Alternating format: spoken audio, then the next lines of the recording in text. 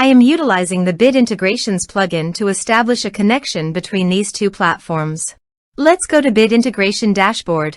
Create integrations. Search and select eForm. Choose a form. Next, search and select an action. Zoho Campaigns. Give here the data center name.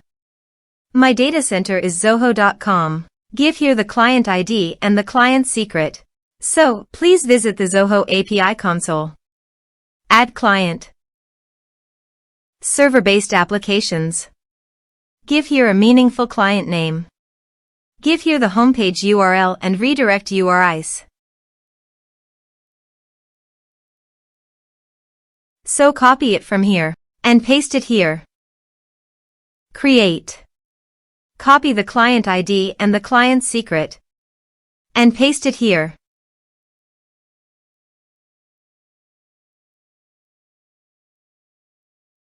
Authorize it. Accept it.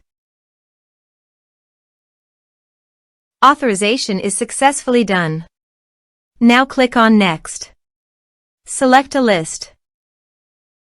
Map the respective fields.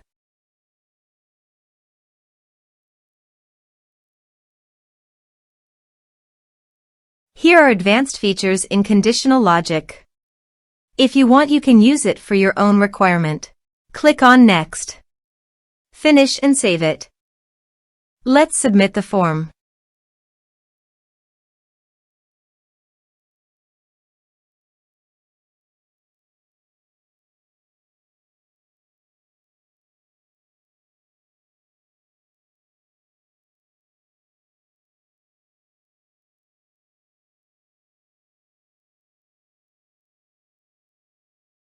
Submit it. Form submitted successfully. Now go to the Zoho Campaigns site. And you can see the data came successfully in the Zoho Campaigns.